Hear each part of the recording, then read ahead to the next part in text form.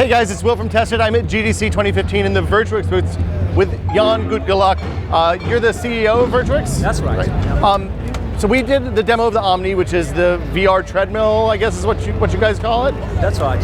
Last year, and you guys have made some pretty substantial changes since the last time we saw it. Can you just run down what's changed since, maybe from the Kickstarter on? The Kickstarter, we started with wooden prototypes, Kinect tracking, early days of VR. Here we are with the near final product, plastic injection molded parts, anodized aluminum, powder coated steel. This is very close to what we'll start shipping to our backers. Updated tracking with inertial sensors. So this is it. This is the Omni. This is close to what people are going to get. This is what people are going to get. That's right. So in the beginning, you guys used a Kinect to track legs for the early prototypes. A lot's changed since then.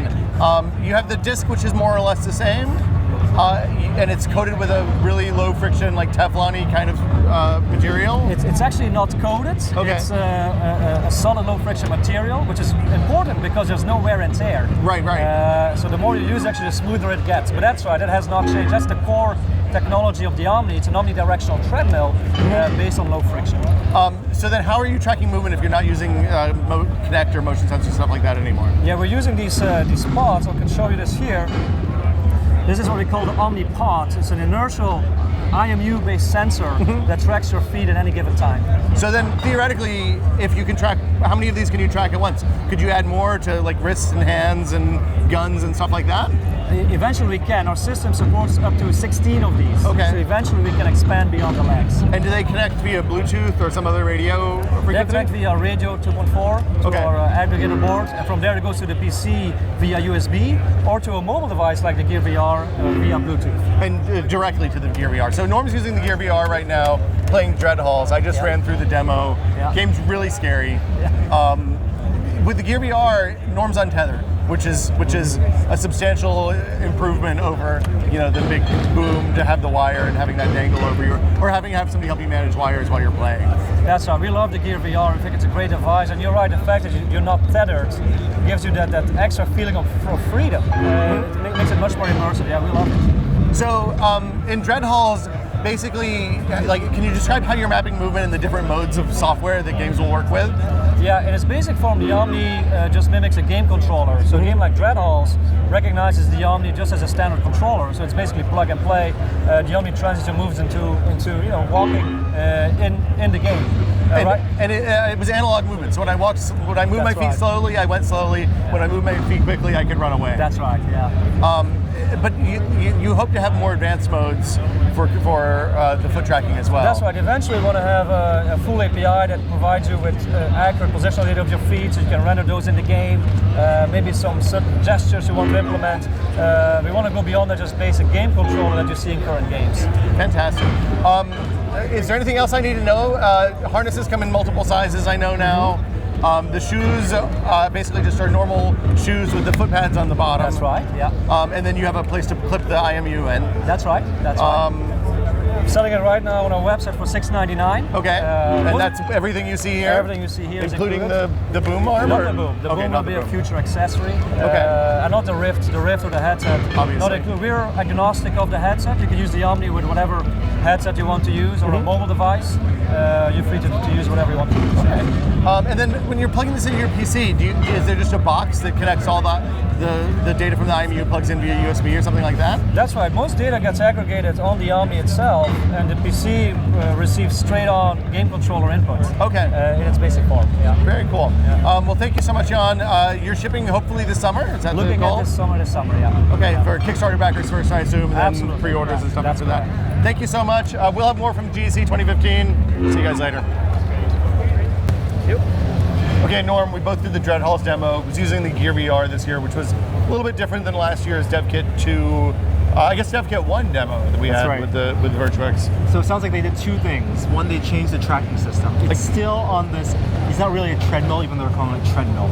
You're still walking on a low resistance surface, and your movements are only tracked because you're gliding your feet along basically what's a bowl. It's the bowl is reminiscent of like those plastic discs that you would ride down the hills on, in the snow in the wintertime. It's very, very slippery when you step on. So like, I felt like the movement felt better this year. I don't know if they changed the pitch of the bowl some since the last time we tried it.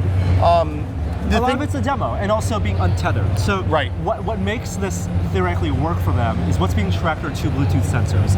Bluetooth sensors are one on each foot, and when they're actually not necessarily Bluetooth. They can be, but they're 2.4 gigahertz, and if you pair them with the gear, then they're Bluetooth. Otherwise, they use their proprietary thing. So it's a wireless sensor where when you move your foot forward, the accelerometer thinks moving forward, and that then corresponds, at least in this demo, to the gamepad moving up. Right. Now, that means that your foot has to be pretty precise. Even if you're not walking and you move your foot forward, it would still move forward.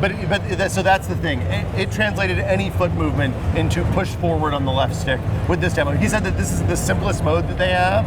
This is the thing that will be supported by everything out of the box. You basically tell the Omni, hey, interpret foot motion as push forward on one stick or the other. They're talking about having more discrete control over the actual foot tracking in later games, but they don't have anything to show yet. They don't really have APIs for developers to build into yet. And it really sounds like mapping to a controller is, at least to start, the easiest thing, because many games that will come out will have an analog control set. And you want analog controls which you can approximate from IMU. And this you had. When you moved your feet quickly, you went fast.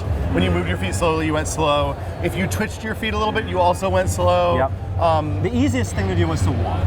Now in Dreadhalls, I have a confession to make. I never left the opening room. You were scared? Dreadhalls is a scary game. It's a really scary game. But even that opening bedroom, there was enough space for me to wander and try to walk. I can't walk, couldn't walk backwards, could not strafe. I can't believe you didn't leave the opening room. It's a terrifying game. Coward. Could not strafe, could not walk backwards. Walking slowly was the easiest thing. But even the subtler movements, the first half of the demo, I was running into walls when I didn't want to run into walls. So this is the thing.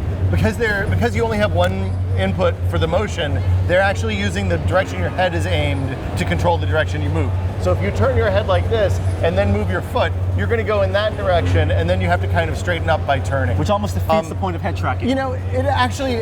I adjusted to that really quickly, like walking around corners and stuff like that. I still feel like the thing that I want to see from this is individual tracking of the feet so that you actually map foot movement to in-game foot movement and can enhance sense of presence. I don't think that they're anywhere near that right now.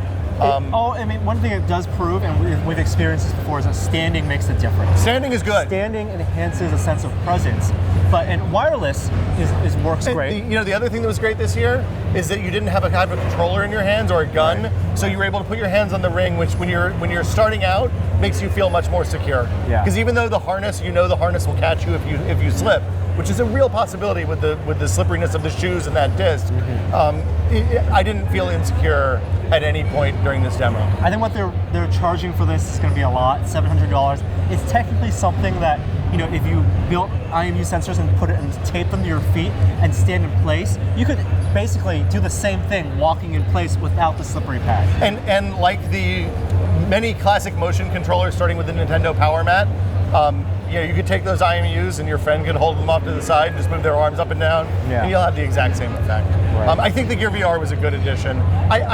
I'm still really curious about what this thing is going to end up being. Right. I'm not super blown away, but I'm much more positive about it this year than I was last year. Still a work in progress. Still a work in progress. Well, more stuff from GDC 2015.